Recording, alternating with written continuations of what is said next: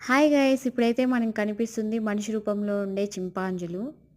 So, వీటి ప్రత్యేకత ఏంటంటే, ఎందుకు మనిషి రూపంలో ఉండే చింపాంజీలు అంటున్నారా? మనుషులు ఏదైతే చేస్తాయో అవి చేస్తాయన్నమాట. Sign language మాట్లాడగలుగుతాయి. పాటలు అర్థం చేసుకోగలుగుతాయి. మనం మాట్లాడే మాటలు, పాటలు ఇవన్నీ అర్థం చేసుకొని మాట్లాడుతాయి అన్నమాట.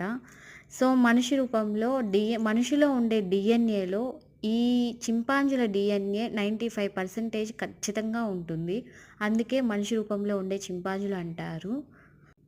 సో, ఇంకోటేంటంటే చెట్ల మీద నివసించే జంతువుల్లో ఈ జంతువులు చాలా పెద్దవైనటివి.